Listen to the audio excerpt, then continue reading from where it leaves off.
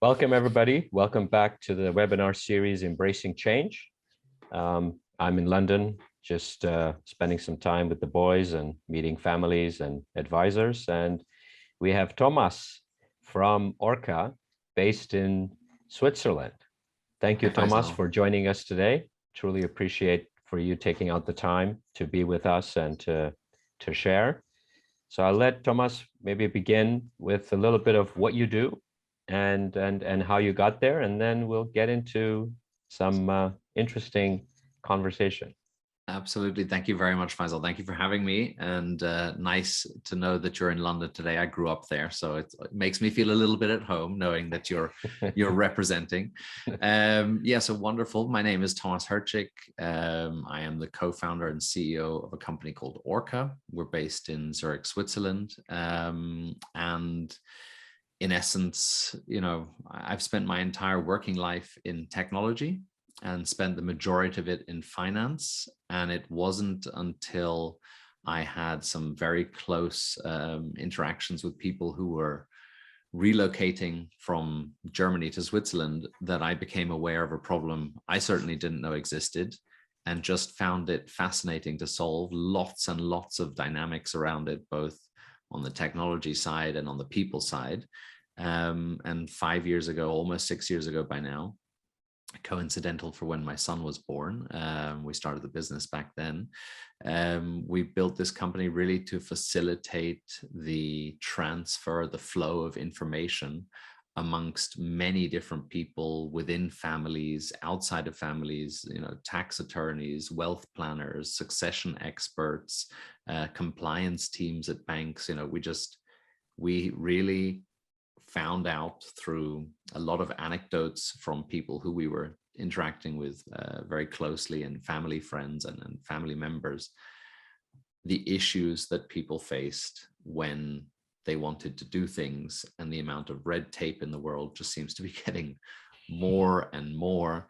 I saw a crazy video just a couple of days ago that the US tax code, the number of words in the US tax code alone, has gone from roughly 400,000 in 1955 to 4 million in 2021. And I think that expresses just, there's more and more red tape everywhere nowadays. People, however, don't want to be restrained by these. People have global mindsets, want to invest globally, want to move around globally, don't want to feel they can't study in a certain country or go and work in a certain country or get married to someone who holds a specific passport. I think, people want to liberate themselves from these constraints. And just doing some of these things has a lot of knock-on effects. And this is what we set out to help our clients achieve 5.5 years ago. Tomas, beautiful. Sounds like you've simplified a very complex world in order for people to facilitate and bring freedom of choice. That's what I'm hearing from what you just shared. Obviously, bringing in simplicity to the complexity and making things more efficient with the tax guys, the compliance guys, the bankers, all those pieces.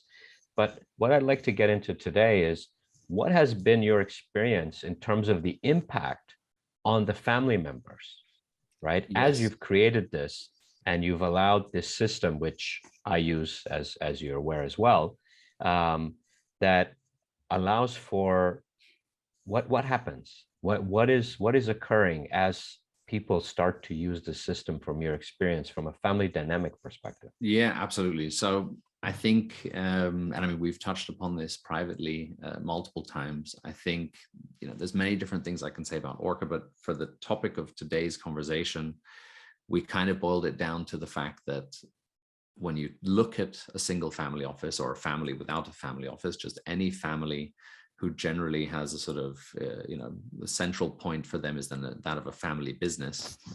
And specifically, you look at those families as they go down, generation by generation, and the number of people involved gets larger, or, not just the family members, but also the sort of indirect family members, those who are married to the family members. As this pool of people grows, which it inevitably will do, and in some cases just explodes, almost in one generation.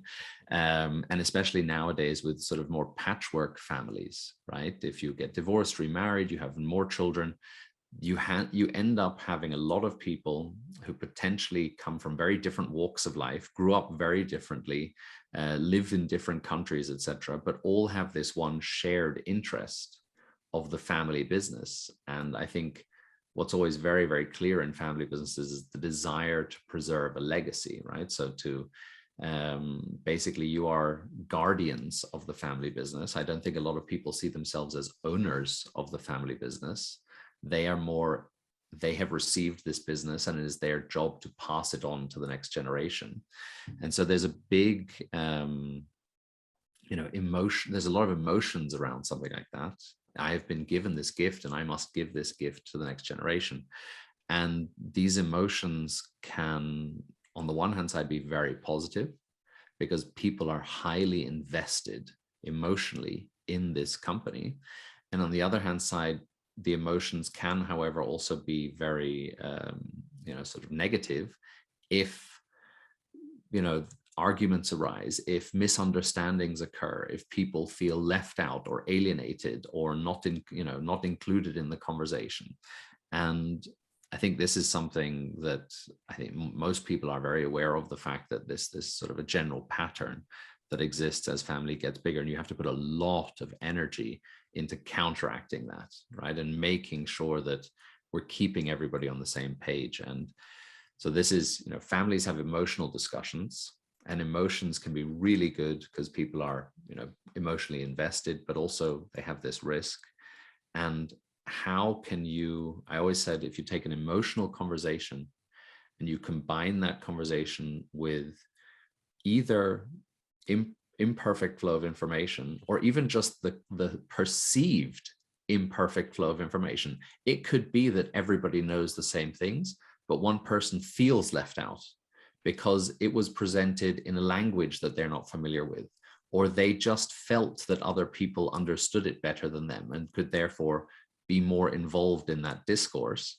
So if you combine these emotionally charged discussions with imperfect information flow, or even the feeling that the information is flowing imperfectly, it can sadly be a catalyst for a very negative experience. And so my profession, as much as I would love to have your competencies of dealing with the emotional side of things, it's sadly not where I shine. I mean, I hope I have my own emotions, nicely and balanced, and certainly I'm always working on that, and I believe to good effect. But to help other people with it, that's a higher calling. That's something that you are certainly always intended to be doing, and do exceptionally well, I can say, having also been through your process. Thank you again. But I can't really support the emotional side other than maybe sharing my own experience. What I felt was interesting, having come from finance and having come from technology, was to solve the perfect flow of information side. And that's what we embodied to do. And in terms of the benefits that have been helped, it really is about negating exactly those experiences. So I give you a couple sort of simple examples. You have family members who think that one of the other family members is in the board because of some sort of, I don't know, implicit deal that was made with the generation above them or something. And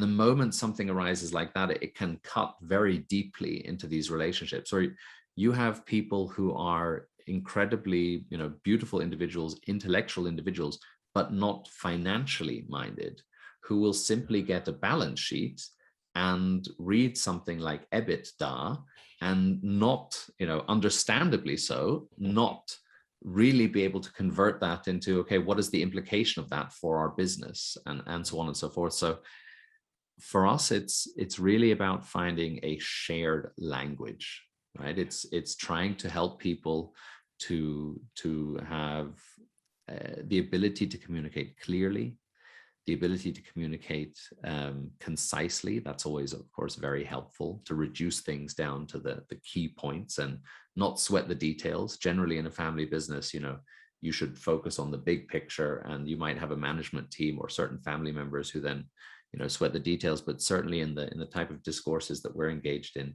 it's very high level, big picture, this common language that exists there, and making sure that that big picture is accessible to everyone and understandable to everyone, whilst at every point in time, of course, ensuring the highest level of security, right? Because this is information you wish to flow freely and cleanly within the circle of trust, but it is very, very specifically not intended to go outside of that, right? And so it's actually not the most technologically challenging problem to solve in the world, but it was certainly a very important problem to our clients. And I think really the benefits have been, we have anecdotes from our client base. I'm not at liberty to share names, but, you know, just sort of general details. Someone who sadly went through a divorce and, you know, had the tool at that stage and was able to use this as a platform to show everybody the whole cake, if you so would, and have a very understandable and structured discussion about how it was to be then divided. And it was wonderful that this actually helped them to mend some bridges in the process. And I think it was a very amicable process at the end of that. Instead of, you know, as everybody is aware, it can result in anything other than an amicable split. We have other people who, you know, someone passed away, sadly, too early, unexpected. And the next generation were very much in the dark as to what was there. And how do you pass on these things, both the hard facts, you know, we have this and this and this and this, and, you know, we're very active here and passive here, etc. And also the soft facts. I think those are incredibly important as well, you know, to understand why was this done. I think it can be very interesting, specifically that the handover G1 to G2, you can often find, you know, a single person having built up, you know, their own, let's say, you know, universe or whatever you want to call it. And from an outside perspective, it's very difficult to understand why there are chemicals next to food products, next to, you know, whatever the third object, biochemistry or whatever. I don't know what the third one's going to be, but, you know, it can be incredibly difficult to understand that person for almost their entire working life may have been a solo operator, not had any sort of checks and balances, just decided tomorrow, oh, we're going to do this and we're going to do that. And, you know, you then grow into these things as the sort of next gen, and you really are obviously very pleased that everything is there and that everything is going so well, but it can be almost impossible to try and put together, why are we doing these things the way that we're doing them? And is it important to preserve the status quo for something, for some reason I don't understand? Or, you know, would it just as easily be to say, okay, let's split it and, you know, divide, disinvest out of this and maybe double down on one of the segments. So, I mean, there's a lot of different things that we can maybe explain from the user base, but I really think when you have this flow of information, it really just helps to get more people involved, to have those emotions somewhat, I don't want to say under control, because I don't think that's a positive thing, to control your emotions, but to you know, to have the healthy emotions involved in those discussions versus the risk of misunderstandings and unnecessary friction that can easily be created. Yeah, so I think what I'm hearing is that this is a very good foundation in order to have conversations to, like you said, you know, kind of clear out some of the assumptions, right, of nepotism or of you know, why was this done, and we don't understand, right? So this kind of gives you a base so that you can start sharing at that level. But at the same time, I would wonder that, are there sometimes, because they're aware everything's in the system and I only have one slice, does that conversation start to begin where, wait a minute, why do I only have one slice and he has 3 or she has 4? You know, I mean, there could be some, are you seeing any friction from that perspective, or am I going too much into detail? No, absolutely. I think, you know, having everything in one system doesn't always mean that there's immediate transparency, right? People can still have, okay, I as maybe a solo operator or as the sort of main, let's say 3 amongst 10 shareholders as an example, we are the ones who get to see everything and we then slice and dice it to the others. That can be, of course, technically still done like that. What I would say is, I think that model might be sort of slowly phasing out. I think that might be to some extent a bit of a generational topic where certain people grew up in very different times, specifically in Europe with, world wars having taken place. And it was very much about keeping things private and, not necessarily letting a lot of people into that circle of trust. But I think as it goes down, I think you both see it in sort of maybe more first generation entrepreneurs nowadays, as well as people who where we're now in the third or third or fourth generation, where you see those sort of apprehensions about sharing information are slowly dissipating, and or if not even quickly dissipating. And the main challenge is less about agreeing that we're going to share information, more about, okay, how are we going to practically go about sharing information, right? We might all be on the same page that we want everybody to know everything, but what does everything mean? Is it, how are we going to achieve that? How are we going to achieve that without anybody outside the desired circle seeing it, right? And how is it going to be, I think just packaged so that you don't overwhelm someone with too much and you don't underwhelm them with too little, right? It's all, I think it's very much a balance. If I maybe add one thing to that as well, this is maybe from the perspective of the family, right? This is from the perspective of the family. To what extent do we want transparency, and how are we going to achieve transparency within our unit? I think one thing that's happening to an increasing extent nowadays is that one of the things motivating transparency is also external. You'll find in certain countries more than in others, but I think Germany is a good example for this. You have certain things in place called, for instance, like the transparency register. And this is a European wide topic where the governments require you to inform them every time you own a controlling stake in any company.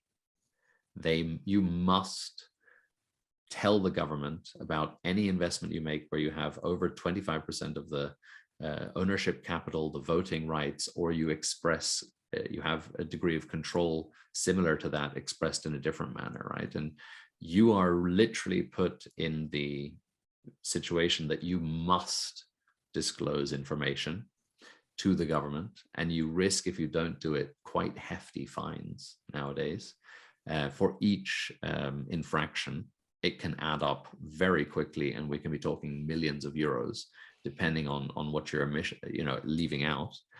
And these things are also driving this discussion, right? I think anybody who opened a Swiss bank account, 40 years ago versus opening a Swiss bank account nowadays knows that what used to be a very quick, sort of breezy affair is now more akin to going to the dentist for a root canal, right? It's so there are internal factors, somewhat maybe, I guess more driven by different social norms and different degrees of just different behavioral patterns that I think are more and more established in younger generations now, or first generation entrepreneurs who are just have their first exit behind them.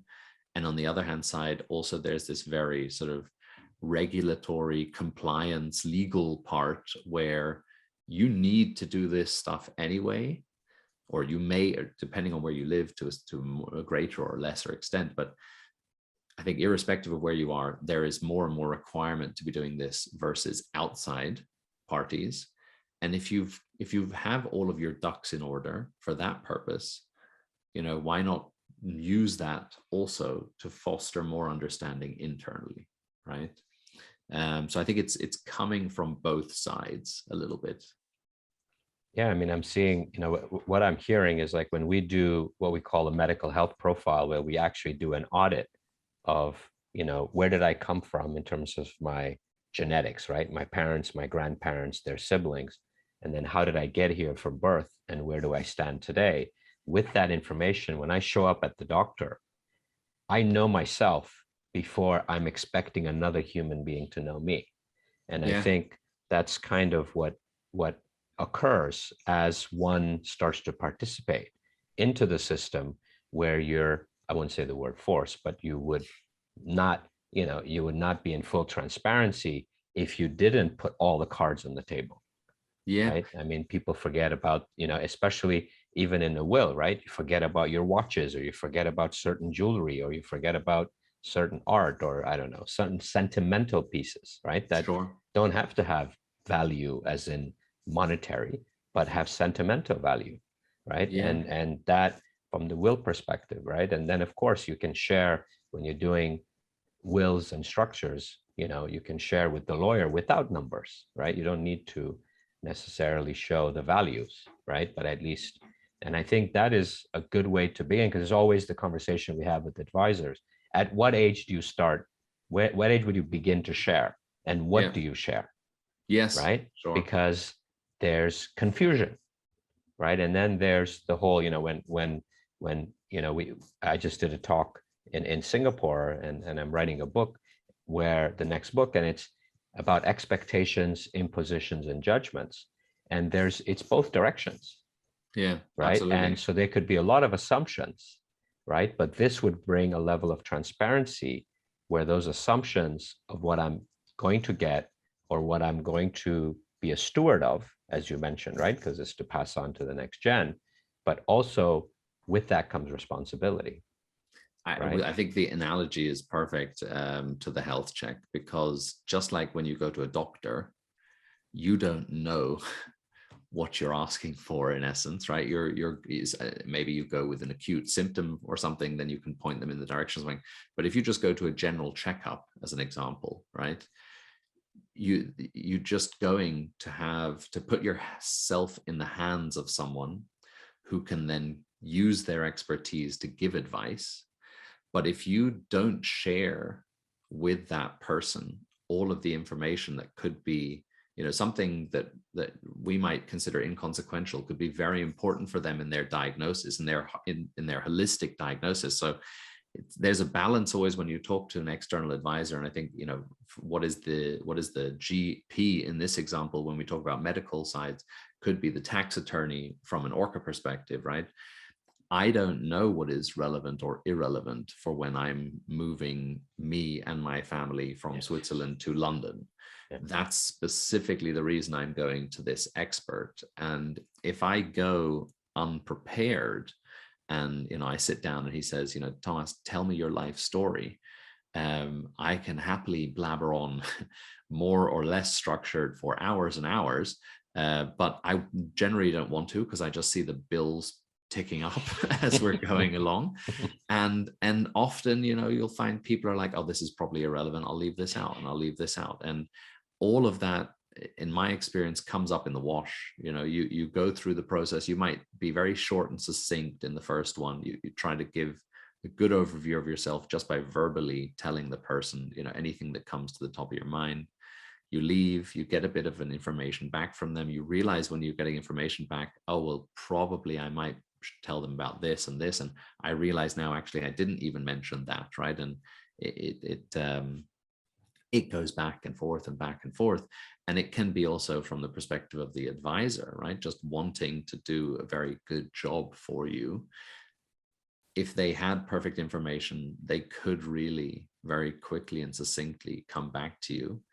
And I think they'd be pleased, because they'd have a very happy client who got exactly what he came for at a very fair bill, versus the going back and forth and back and forth and back and forth, which adds frustration on both sides. And whilst in this example, maybe the lawyer ultimately benefits in the short term via somewhat higher, legal fees, in the long term, it does risk causing rifts in the relationship and so on and so forth. So Yeah. I really think, the informational flow and the good example is the doctor. You don't know what's relevant. You don't know what's not relevant. You can start with a very superficial image, excluding even the names of the companies and the names of the business, investments. Just, oh, I have 10 private equity funds. I have 3 properties. I have, and so on and so forth. And only when the lawyer in this example then asks for more details and you say, okay, well, justify to me why you need to know that before I reveal it.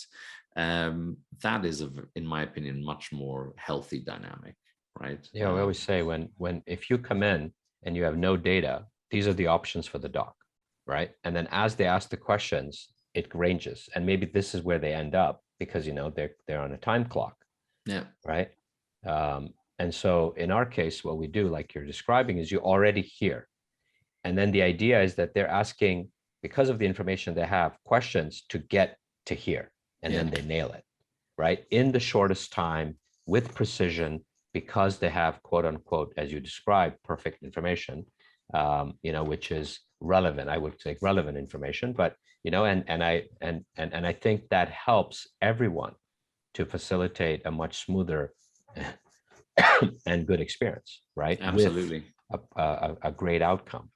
Now, let's go. I want to go deeper into the impact on the family, right? That you've seen, with maybe a few more examples. I mean, you explained the one where there was a divorce, the person had great information.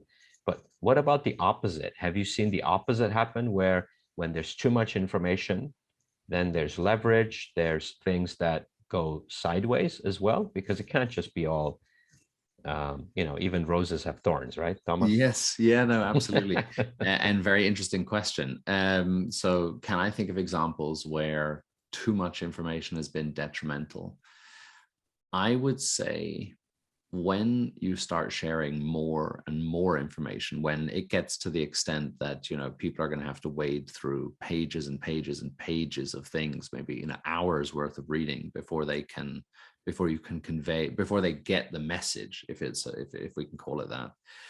It often tends to be accompanied with an executive summary, right? That's the normal sort of step. Is if I think I'm sending someone a very brief one pager, I have no need to summarize it, right? And even then, I think people also do in the emails, right? So just summary, I'm sending you this one pager here, and the email body is a summary of my one pager, right? So, and I think the more you share with someone, the more people try and distill it into a summary. And where I do think it can break down yet again is when that summary just contains too many buzzwords. When that summary becomes so jam-packed with I would say consultant language that it alienates the recipients of it. But if you get too much information, I think people are always more likely to be appreciative of that and say the intention was correct, but the execution might be a bit blunt, versus, and I think maybe this happens more sort of in corporate matters. If you're doing due diligence on something and someone is specifically sending you way too many pieces of information to hide that one document that they don't want you to find. I don't know if that exists in families. I think that might exist in something like a family constitution, because these documents can become maybe a good example. That can be a 50, 100, 150 page document, which is written in legal language. So it's already, a hefty thing to read and understand. And people are often reluctant to summarize because you will definitely leave something out of the summary if you try and summarize a contract. And there, I think, I definitely know of examples where a document like that has led to more confusion, potentially even anger, than something else. And specifically a document like that, which is either drafted by one individual in the hope that they capture everybody's desires preemptively without necessarily even speaking to them. Look, this is just a working draft. Or you have families come together and talk for hours and hours and hours about what they would like to have in. And then at some stage, someone has to make a cut and say, well, sadly, we can't please, be everything to everyone.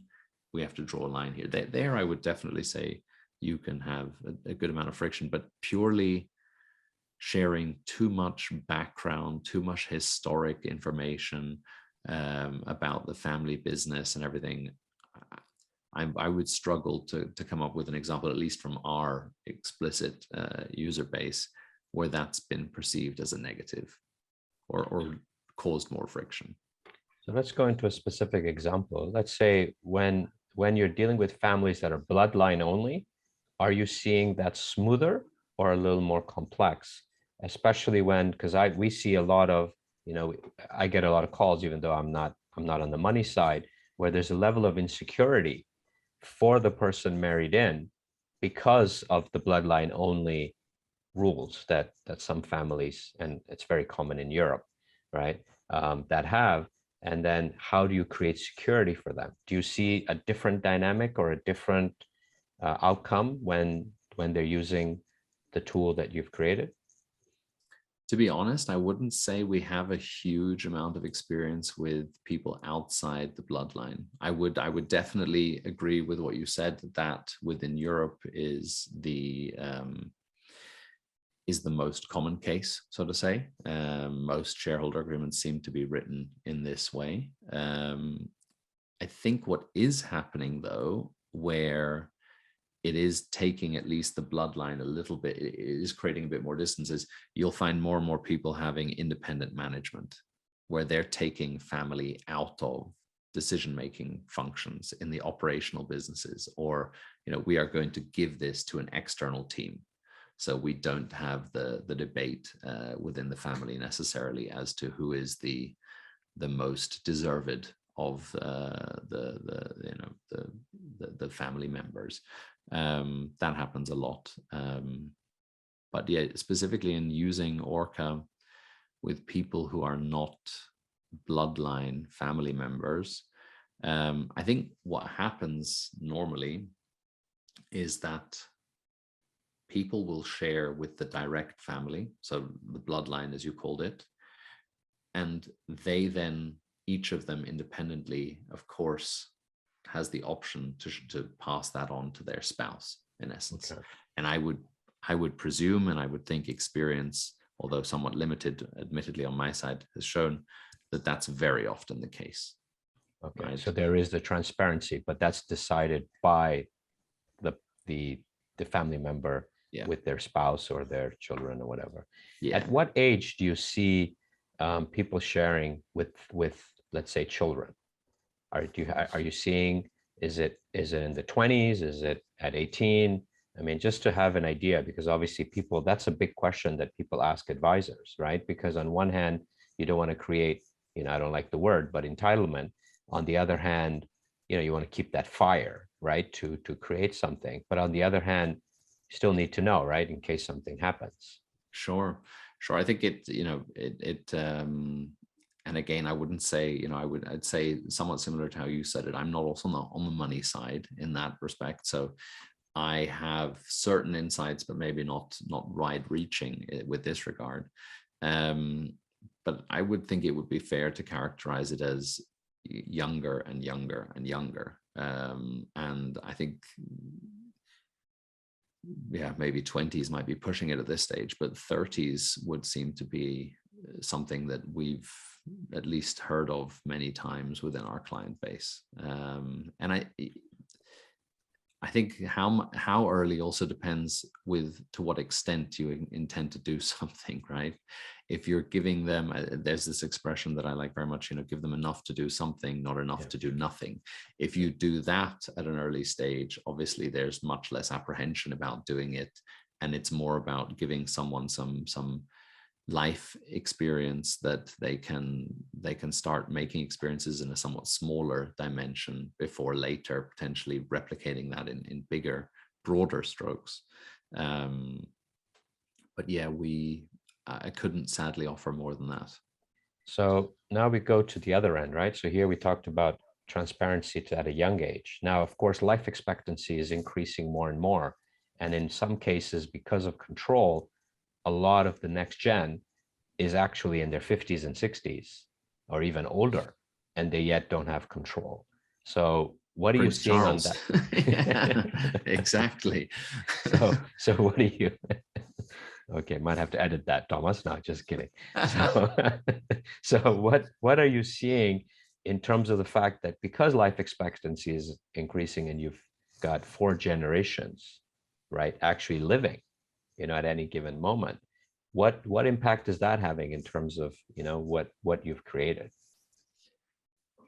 I think there's a somewhat unfortunate generation in between where the old guard held on to the very last moment possible and then passed it on, and to someone who would have ideally liked to have had it a decade, if not two, earlier, and now is in a situation where maybe their children are at the viable age to receive it. I think that's probably by far the most difficult situation to be in, um, especially yeah, especially for someone who their direct parent had done it for their entire life, and it was presumably something that really defined that individual.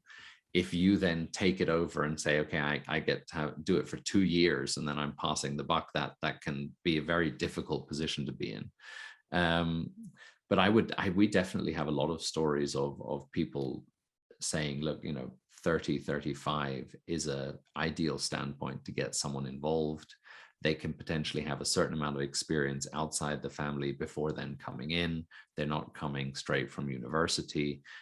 You can give them a decent amount of responsibility and build up very quickly from there, presuming everything goes well.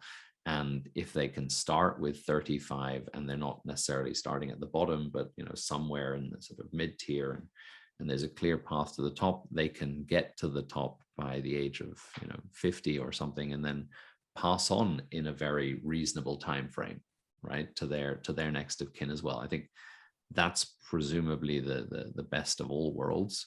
But I do think there's normally, sadly, at least one generation where you end up in the unfortunate position that you've just waited for what might feel like an excruciatingly long amount of time, and you tend to have a very strong family sort of feeling of responsibility towards the family. If your father or mother was the one who was at the helm for such a long time, to then come in and immediately pass it over is presumably not a task anybody feels equipped to. Yeah.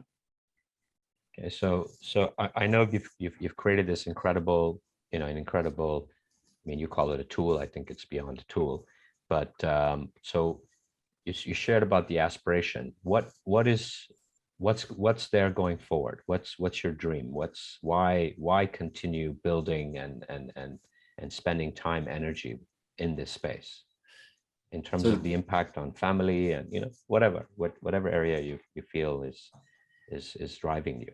Absolutely, absolutely. I think it's nice that you pick up on the word tool, maybe just to sort of give a tiny bit of background as to why I like that word. I heard once from a guru in India. He was explaining, if I asked someone to take a screw out of a chair with their bare hands, they would lose their nails, they would start to bleed. It's just you're not going anywhere quickly. If you give someone a screwdriver, 2 seconds later, your objective has been achieved. And I like very much when things are designed for a specific purpose, and they might be useless for everything else. You certainly can't, do a lot of things with a screwdriver. Cutting chicken or whatever would be a difficult task, but for what it was intended for, it's absolutely perfect. And maybe that's also to sort of take it a step further. That's what we intend to do when we continue to develop Orca. So a bit of it is around this common language, right? And we've chosen images as a big part of our language, feeling that images, unlike EBITDA and other abbreviations, are easily understood, can be understood by a 5-year-old. I look at how my son, who's 6, uses the iPhone or an Android phone.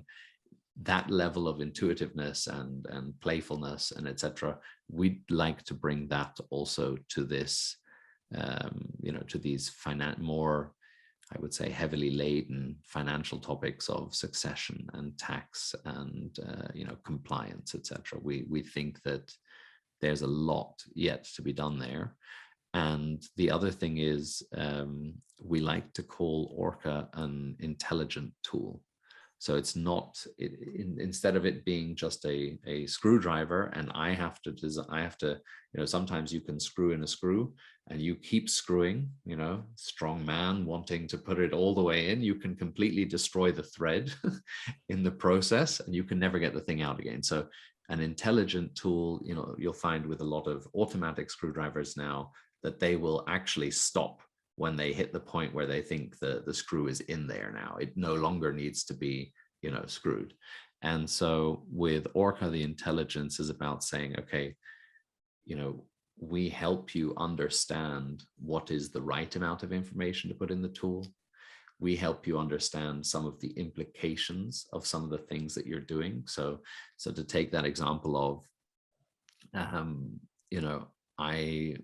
I go to the doctor and just I have an open question as to what could be wrong with me, versus I like to use the analogy of when you have a car and all of a sudden a little service light goes on.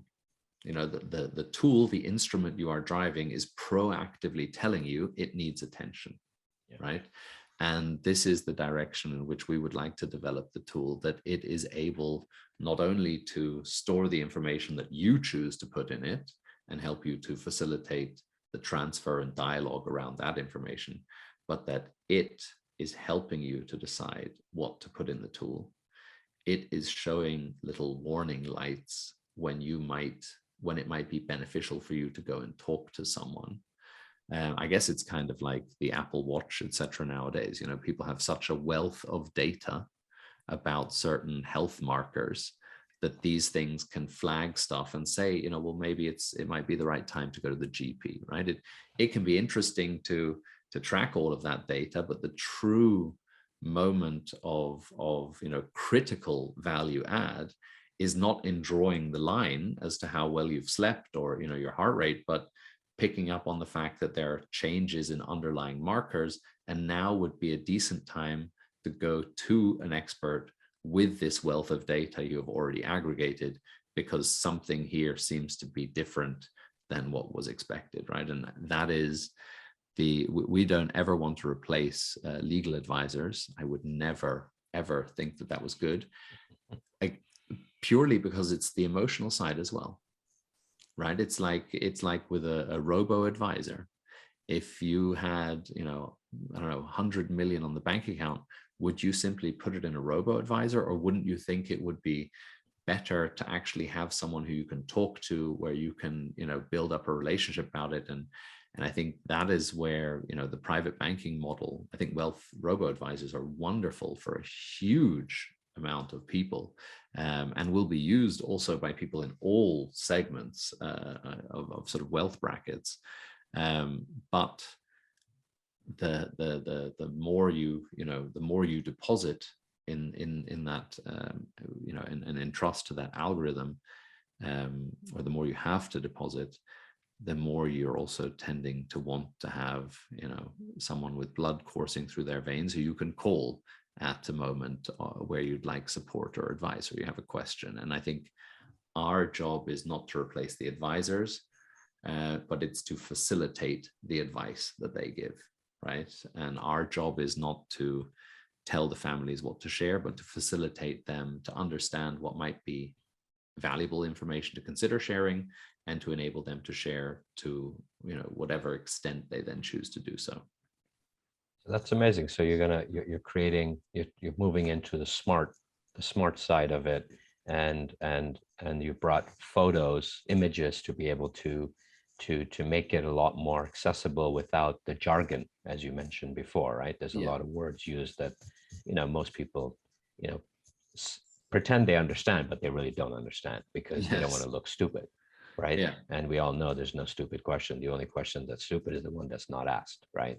But on exactly. the Yeah. other hand, I mean, so you're bringing some facility, easiness, but in terms of trends, now, how do you contextualize? Is there anything that you're building that they can put in to contextualize change that is occurring?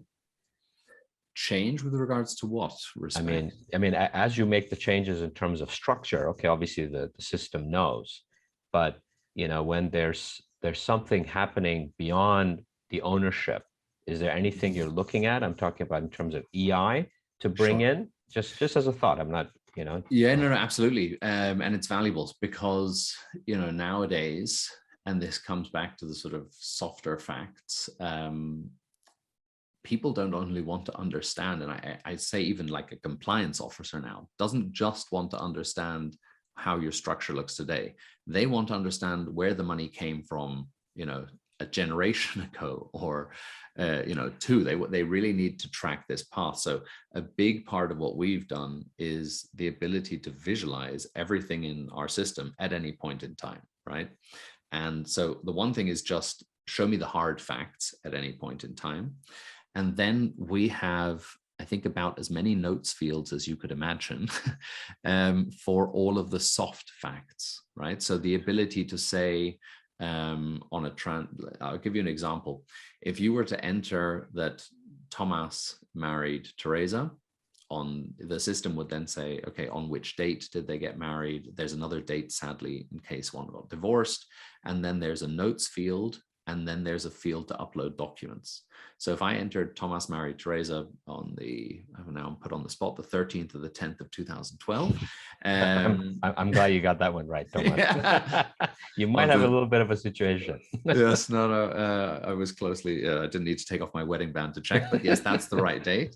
The system will then automatically prompt me to upload the marriage certificate. But, some people don't just have a marriage certificate. There might be a prenup involved. There might be other documents involved. And that's where this notes field comes in very handy. So you can write or let's say, take another example, that someone just came on the board of a company that you're on, right? And you have then the contract that stipulates, okay, this is your remuneration for this position.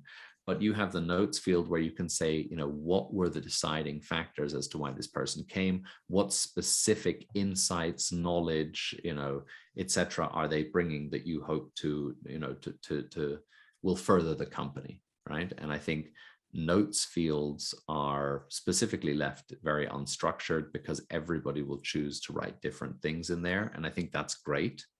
I think we try and give a very clear structure to the sort of not emotional parts of it, and leave the emotional parts of it very broad and open for someone to write whatever they want in there. Yeah. And I know that people have sort of semi-turned the notes field into little novels as well for some of the contextual information, right? Some of the background, sentimental topics, or also just important, this loan was specifically issued with this amount of interest because it has this implications for taxes or gifting or whatever it might be, right? It'll be interesting that over time, I don't know the format of those notes, but it'll be interesting to be able to eventually at some point help families see trends in their decision making, in their way. Because once you, like today, when you're talking about the Apple Watch and all these things, it's great information, but without context. Yeah. Right. That last night my car broke down, therefore I slept at 12 o'clock. Right, because I had to wait for whatever, so that contextualization. But it'll be good to see how, and maybe something to think about, maybe you already have, yeah, is to see how those notes can be used to see trends in decision making, to see trends, of other things. I don't know, because the context is what's relevant in order to understand the ownership too, right? That why did it happen? When did it happen? What was the trigger? What was going on at the time, especially even globally? Absolutely. Right? Absolutely. You have a lot of people like Ray Dalio, who've turned their decision-making process into, a very clear, almost purely quantitative set of decisions, right? So many decision models and a huge amount of data behind it. And I think families are often in the complete opposite of that. Specifically in the first generation, certain things can just be purely gut calls because you might not have anybody having to gut check you on that. Yeah. And in the second generation, you go from, having it been purely gut calls to more, okay, we need to find some internal way of aligning on things. And it can be very, very important, as you've now mentioned, also to point out, look, this is the reason we didn't make that last decision. This is the reason we didn't invest in that thing, but look how well it's gone. I'd like to come back to what our reasoning was around that, because I think we're going to make this mistake 10 times again. And I think this is also something that is very prevalent maybe in sort of second, third, fourth, fifth generation families now. Is I do think there's a lot of FOMO about, or maybe now the market has also cooled off a bit, admittedly, in terms of venture, etc. But you do see a lot of established family businesses really, with this considerable amount of time and energy, and also financial resources dedicated to investing in young companies. And instead of buying one or two very big established companies, you could be investing in 20 or 50 smaller ones. You have a lot of decisions you make, and you have the need to reflect upon why those decisions were made, right? And of those 50, why is it that these 40 were good decisions and these 10 were poor decisions? And I do think that would be a very interesting aspect to focus on more in future, for sure. Yeah, because also it will help the next gen understand, right, what happened, what occurred, and also because that's valuable information, right? That's valuable, in terms of legacy, even. Yeah. Right. That what was the context within we went into, this specific case. Like myself, we went into anti-HIV at the peak of prevalence of 25% in the countries we were in. Yeah. Right. So without that context, it's like, whoa, why would you do that? Right. You understand? So these are all some of the things. Sure. So Thomas, we're coming to the end of our time together, which has been beautiful and just flowing. Is there anything or any specific things that we didn't touch on that you would like to share with the families who will be and advisors that will be listening to our webinar? I mean, firstly, a big thanks to you. Greatly appreciate you taking the time and representing London. Always good. You like the curtains? You like the curtains? I do, yes. Reminds me of boarding school. They weren't quite as nice at boarding school, but similar. I mean, I think there's so much that we can say about what we do. It is definitely, the beauty is in the eye of the beholder. Different people will use our tool for very different things. And I think that's also wonderful. I think the core message for me is, as important as the flow of information is, the emotional side is, these are two, this is the yin and the yang, in my opinion, right? You need both of these things.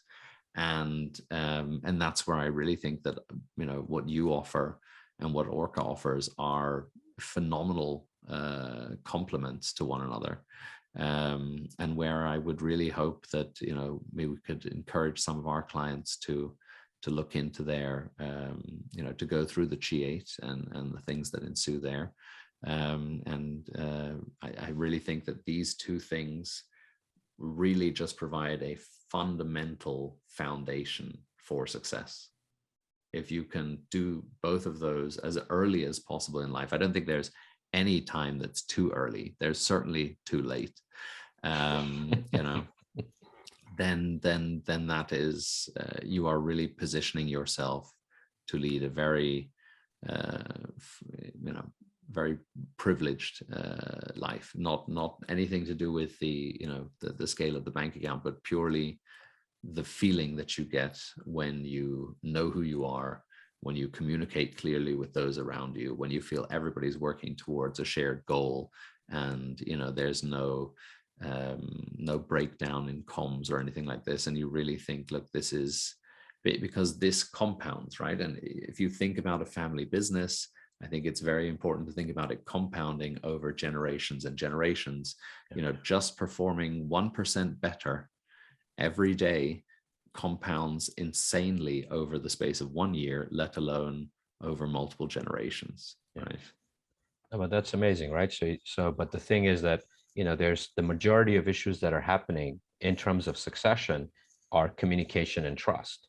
And I think that having that foundational piece that you've created helps you at least begin to have that conversation, to build the trust and to communicate. Now, of course, how you communicate and how it's done, that's a different, topic, but at least you've created something that allows for the foundation to be there that you can, begin from. So thank you very Absolutely. much, Thomas. Thank you for taking the time. I know that it's you're heading to the US this weekend and to enjoy some time there.